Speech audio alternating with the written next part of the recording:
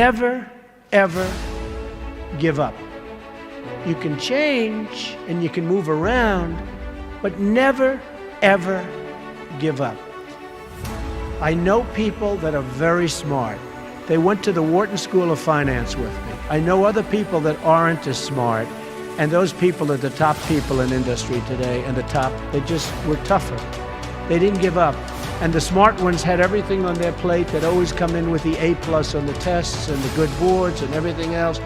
But when they ran into problems, they didn't know how to solve the problems like the guys that weren't as good. And it's very seldom that you see something other than this happen. So never, ever give up. A lot of that is all in the details. You've got to be into the details, because if you're not, they'll come back to haunt you. So oftentimes, life is in the details. Well, business also is in the details. You have to be very careful. You have to watch the dotted I's, because you can really lose tremendously if you don't watch those details. So we discussed that, and as Robert likes to say, probably more than I do, that's the little finger, but it's all about the details. It's very important. You want to be totally focused. You can't take your eye off the ball. When I had troubles in the early 90s, a major article came out, and it said very strongly, everything he touches turns to gold. And I believed it. So I'd go out with models at night instead of working. But that wasn't good. And I remember I had a big lease coming up, and there was a big show, and I went to the show. I said, don't worry, fellas, you can handle the lease, you'll get it done. Well, I came back, they didn't get it done, and I would have had it done 100%. And then the market crashed in the 90s. So I had trouble, but it was sort of an amazing, I wouldn't want to do it again. It was an amazing test of yourself. Can you handle pressure? How are you under pressure? Are you smart? When everybody's coming at you. The worst employee is a good employee. A bad employee is fine because you fire that person right away. A great employee is phenomenal. You want to keep them and cherish them. They're fantastic. But a good employee, you never sort of fire them, but they never lead you to the next level. They just keep their job. They're sort of too good to be fired, but they're not good enough. You're never going to do great. So I always say the worst employee isn't a bad employee. It's just a good or average employee.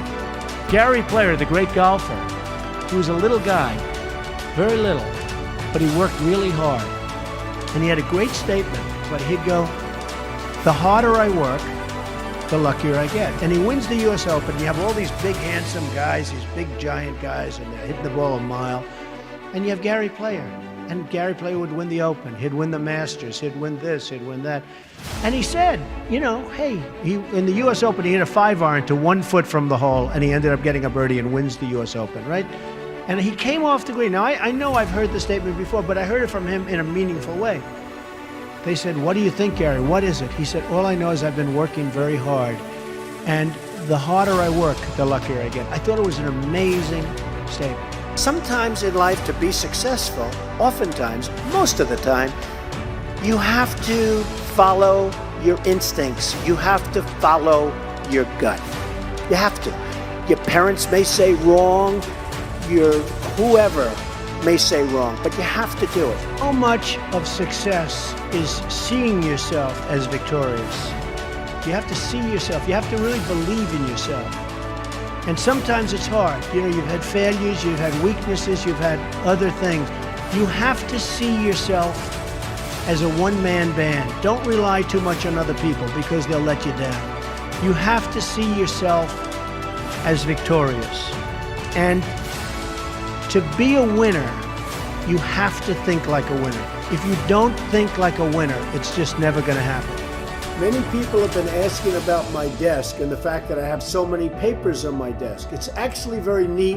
I know where everything is, but if you look around, there's a lot of stuff.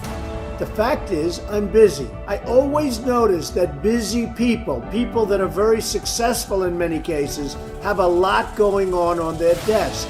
I have papers from deals, I have papers from just about everything. I like to read up on things, I like to study what I'm doing. So therefore, you have a lot of action going on in your office. Now, some of the writers, some of the ones that aren't so smart, they talk about the desk negatively. They say, oh, isn't it terrible? Trump has so many papers on his desk. Let's analyze everything on the desk. And they do the best and they fail. But the fact is, I've noticed over the years, successful people have a lot going on their desk. My desk is in my office. My desk is a very important part of me. And frankly, it's a very important part of my success. Everything I do comes right through this desk. So if it's not perfectly neat, if there's a lot of action, I think that's okay. I actually think that's a good thing. You have to love what you do. And I'm not going to go over that long, but it solves a lot of problems. Because when you love what you do, when you really love what you do, you work harder. I mean, I have friends that don't love, and I tell this story. A Wall Street titan, big guy, but I was richer than him, and I'm richer, according to Forbes, I'm much richer than him. So I like that, I like that. But this big Wall Street titan, he's a big name. He has a son, and his son is a wonderful human being, which is amazing because the guy's a horrible person. But he's one of the biggest guys on Wall Street. So he wants his son, Alex. I'm going to use the name Alex. It's not his name, but I don't want to get this guy in any more trouble with his father than he already is. Alex isn't the strongest character. The father is a brutal, vicious killer. So the father has a big firm on Wall Street, and he wants Alex to go into the firm, of course. Come on, Alex, get in there, get in there. In the meantime, all these kids are graduating from Wharton and Harvard and Stanford, and they're just eating Alex's lunch. He doesn't have a chance. He doesn't have a chance. And he doesn't like it. He's not liking what he's doing. You got to love what you do. He's not liking it. So one day, but he can't leave because of his father. I actually tell him, why don't you leave? Your father's brutal. The father's just killing the guys. Tell him, you don't have what it takes. I'm sorry, Dad. Oh, this is great. So I say, you got to leave the father. You got to leave him. He said, I just can't, Donald. So anyway, he's a spoiled guy. He's a member of a very good golf club in Westchester, which is a rich place in New York. And he's on one of the committees, and he's on the Greens Committee. And they put him in charge of redoing the course. They're doing this big renovation of the course. It's a very good club. And he's there every morning at 5 in the morning. He doesn't leave. He did such an unbelievable job. The contractors respected him. Everybody respected him. So the wife comes up. He's doing so great, Donald. He's so amazing. And they give him an honor. And this is a tough group of people that have this club. They're club members and they're difficult. They gave him an honor. The club came in under budget, faster by 2 months. He did an unbelievable job, and the quality of the work was 10 times what they ever anticipated. So they gave him a medal. I said, Alex, you ought to go and do this for a living. You ought to be a builder, whether it's houses or clubs or golf courses, renovation or this. Oh, my father would go crazy. He'd never let me. So Alex went back to Wall Street, where he was miserable, and a year later he quit. And he started doing renovations of houses and clubs and different things. And he's doing great.